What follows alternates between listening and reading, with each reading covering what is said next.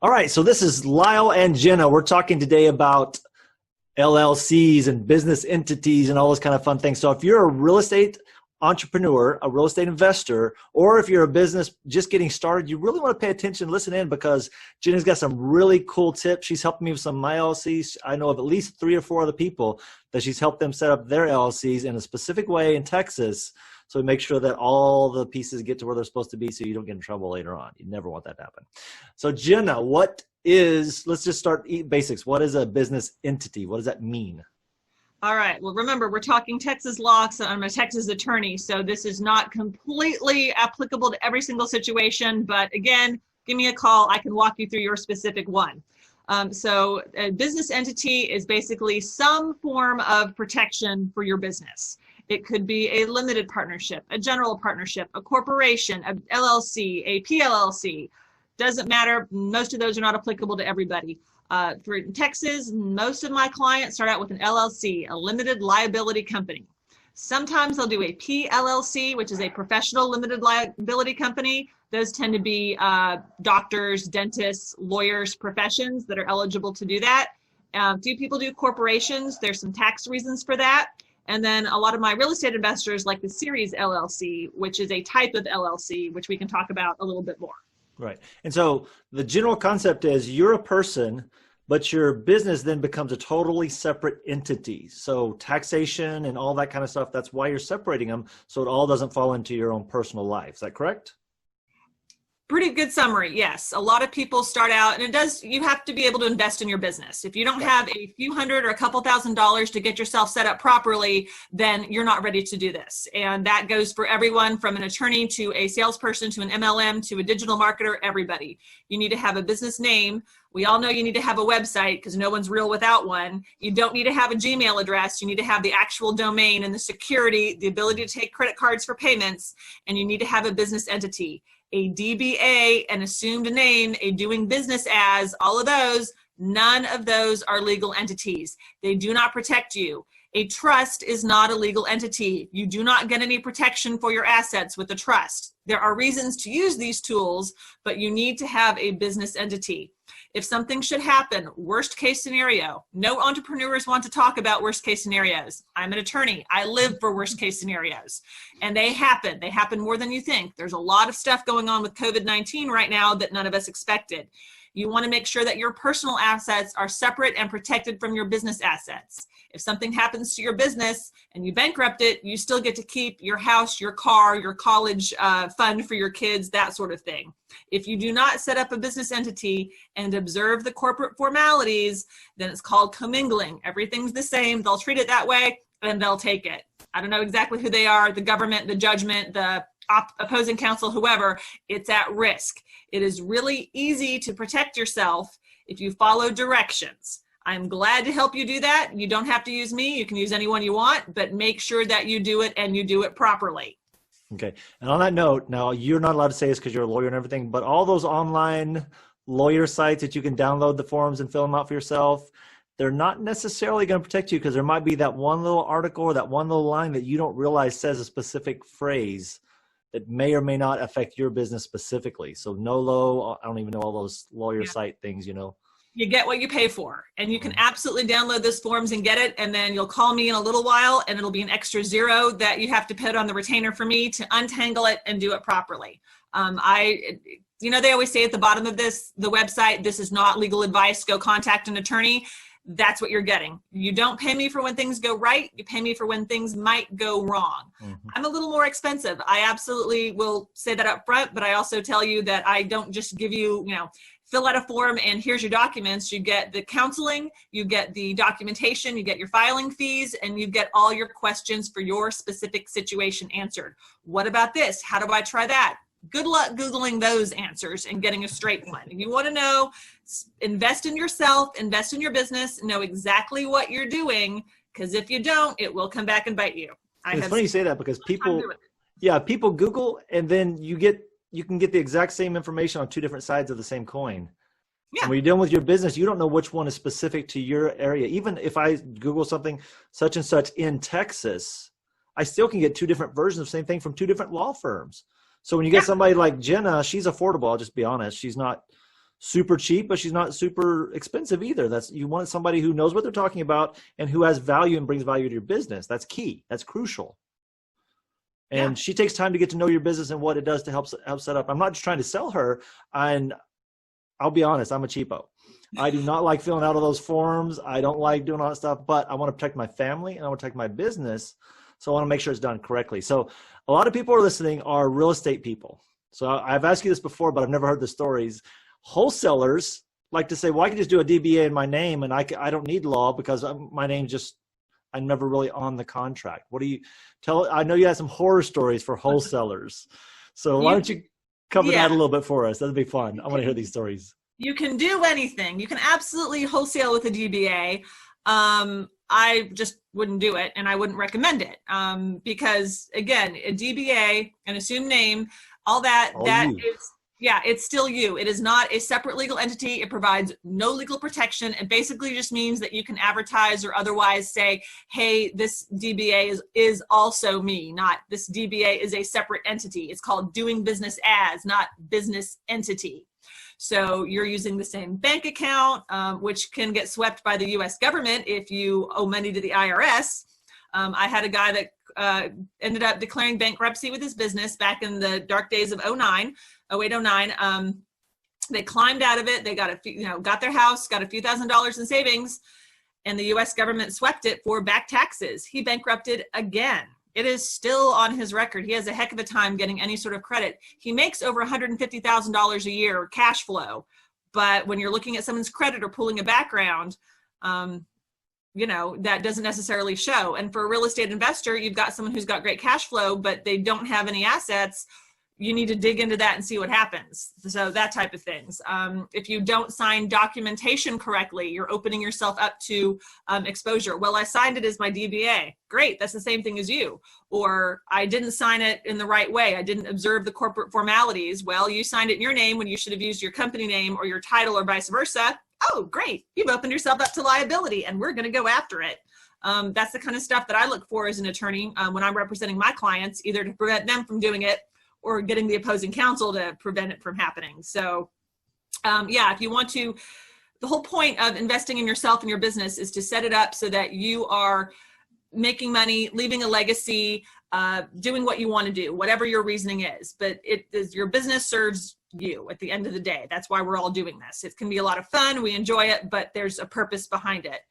Your business is not you. And you need to keep the two separate. I love what I do, but I don't do it all the time. So I have my business, life that is over here and my personal life that's over there. And they do mix and mingle and crossover, but you are never going to catch me signing a check for my business in my own name without my title. And you're never going to see me signing a contract in my personal name for my business.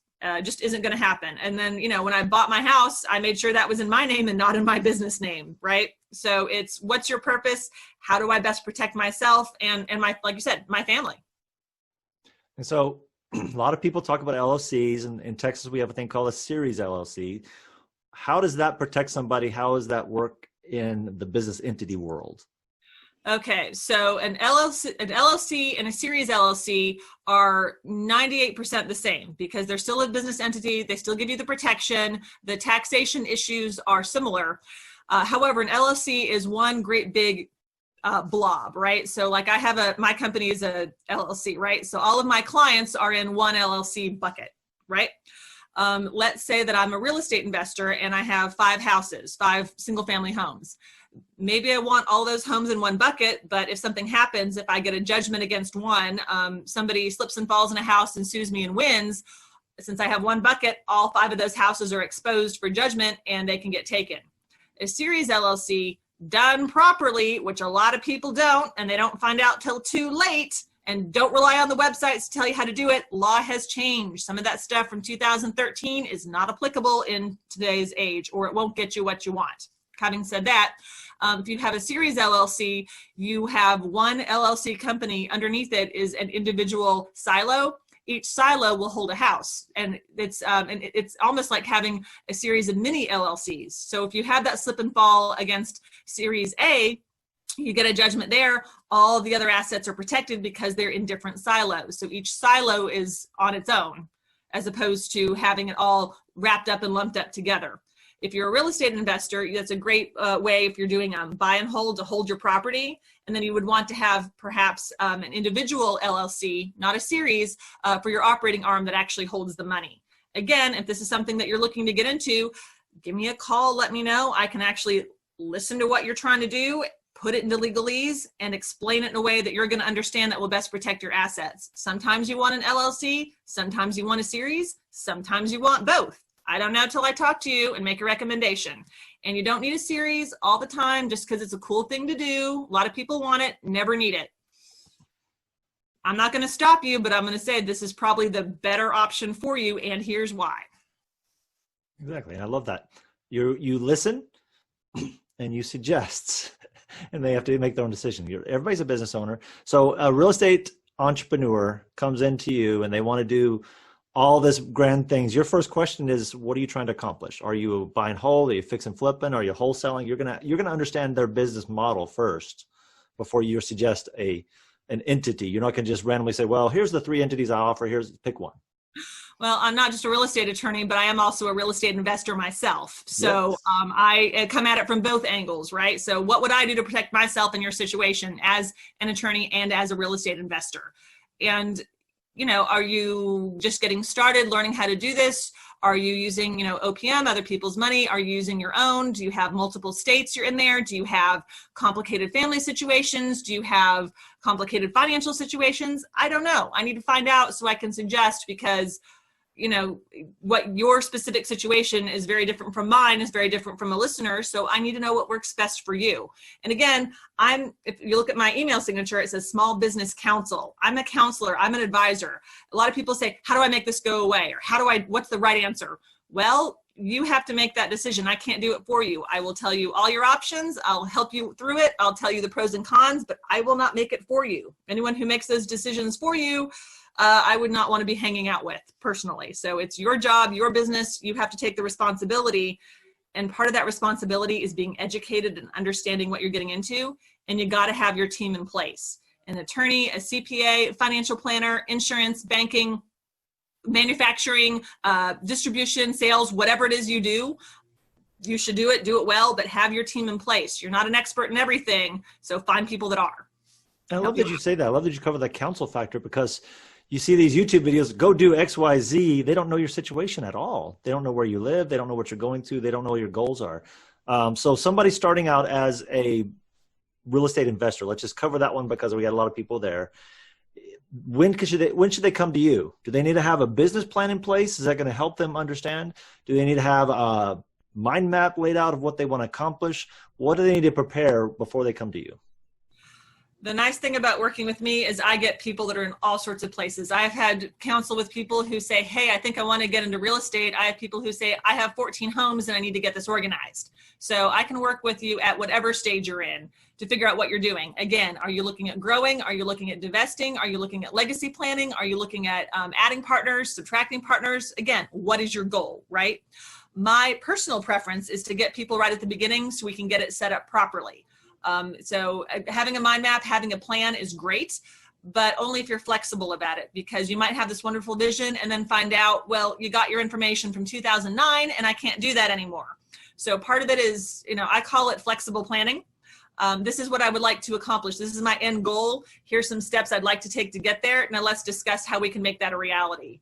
And it's like driving on a Texas highway, right? Sometimes it's a straight shot, 75 miles an hour the whole way. Sometimes there's a detour and you go on a side road and take the back way, but you're still going to get there, right? It's never too late though. Like, oh my gosh, I made such a mess of it and I don't know what I'm doing and it's awful. Okay, you're not the first one. You're not the last one. Bring in your mess. Bring in what you got. I'm not your mom. I'm not your business partner. I'm not going to tell you you're a bad person or you didn't do it right. I'll say, okay, yeah, we got a mess. Let's unpack it. Let's fix it, right?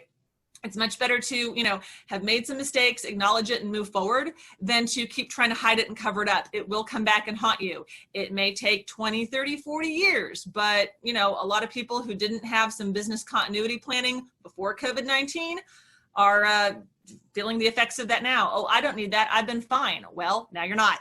So I'd love to get you early, but it's never too late.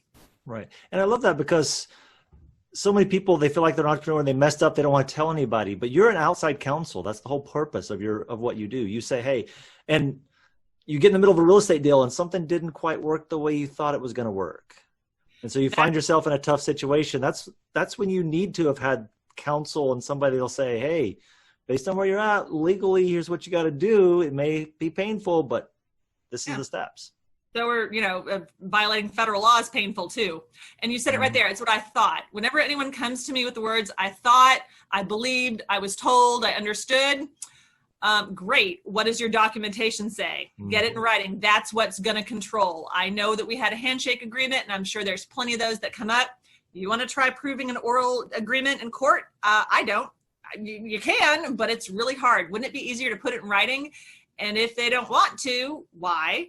And isn't it a nice way to know you have a contract, it's called the meeting of the minds. I have a concept in my head, you have a concept, and it's the same concept. If you don't have the same concept, then you don't have a meeting of the minds, you don't have a contract, you think you have a contract. So it's nice to have someone in your corner, and I'm not, going to sit there and nickel and dime you, but I'm there when you need me, like, hey, I have this thing, let's talk about it. And then I vanish because you don't need me anymore until the next time. I have people that I talk to every month. I have people I talk to every 6 or 9 months when they have a deal or something is happening or they have a question. And that's okay. I mean, that's how I've designed my practice, but I'd rather they called me, hey, is this really what it is? That gut check factor. And then there's also, it's not just what's in the contract or the document, what's missing.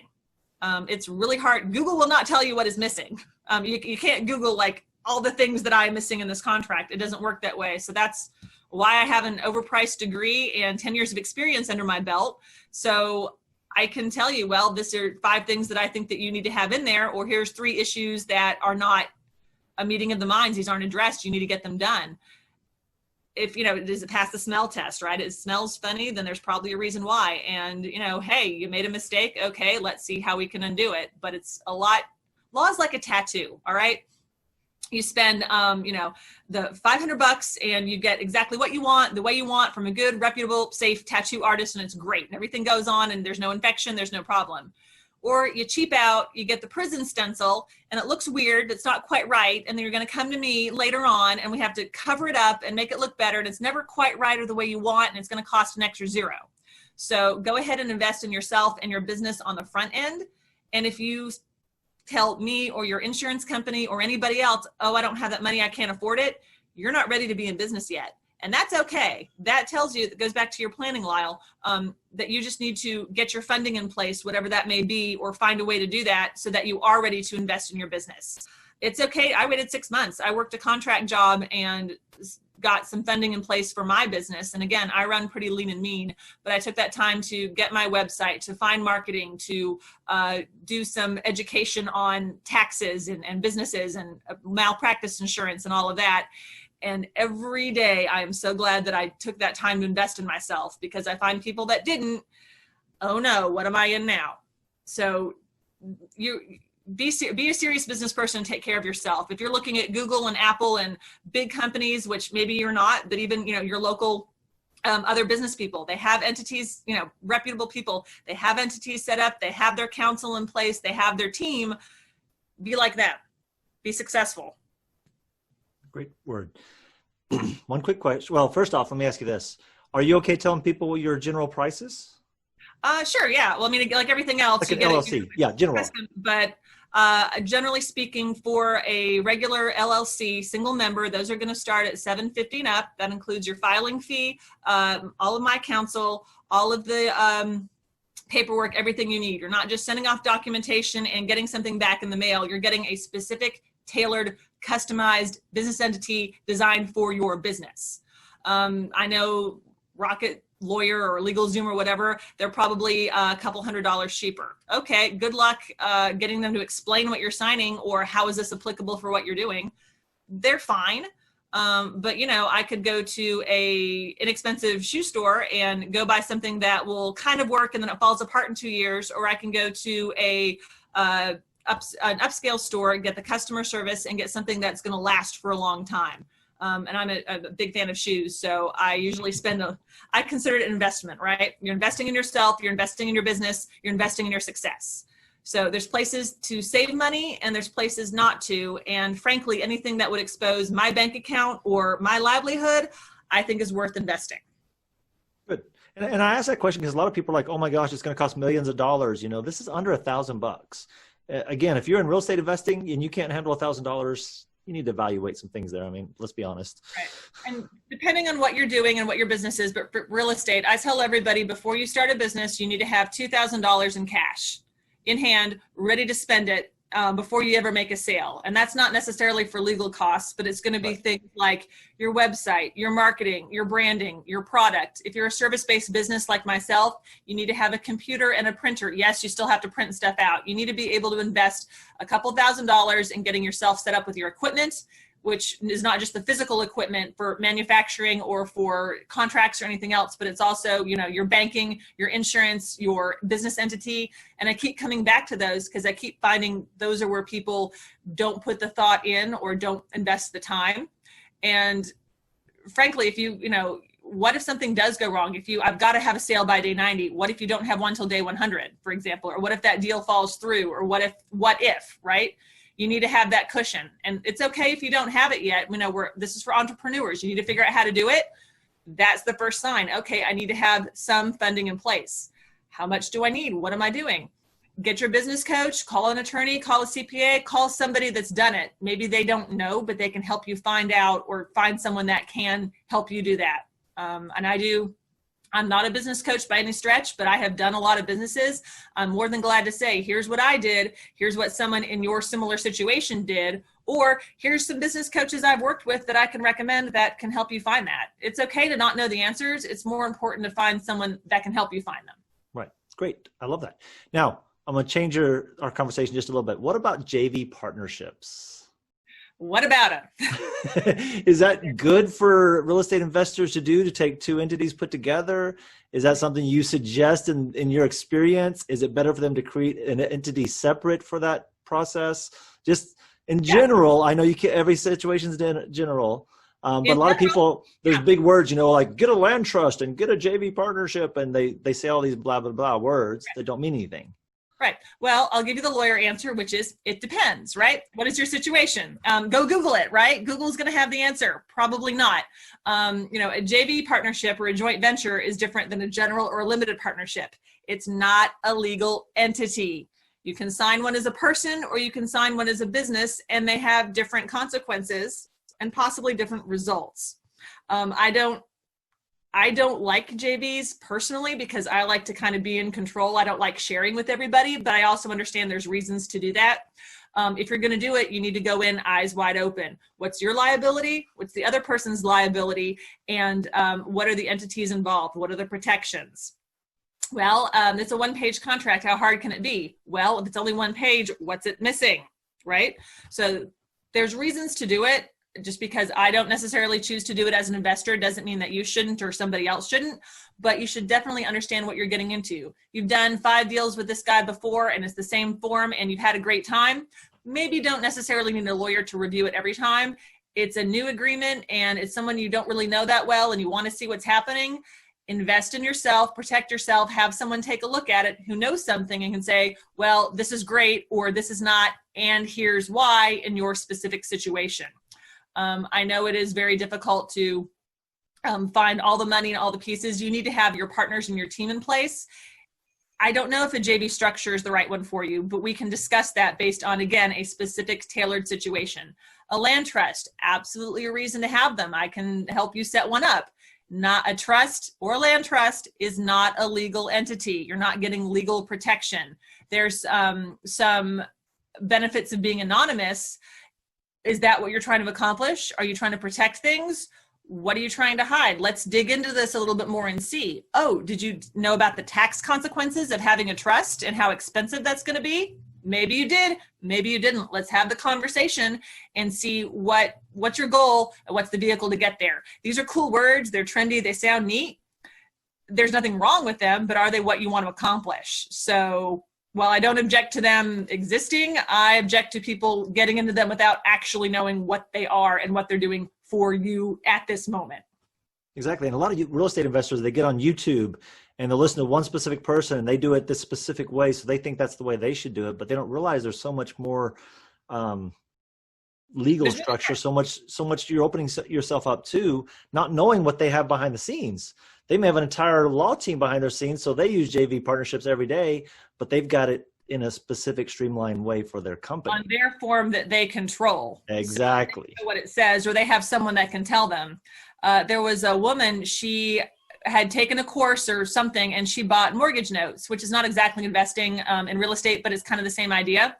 I don't have all the details. I believe the case is still going on, but I believe she was dragged into federal bankruptcy court because I was looking at the statements, and she actually had not accounted for, she'd accounted for the principal, the interest, the escrow. She hadn't accounted for her profit. So she was actually subsidizing these mortgages, and then she bought one subject to.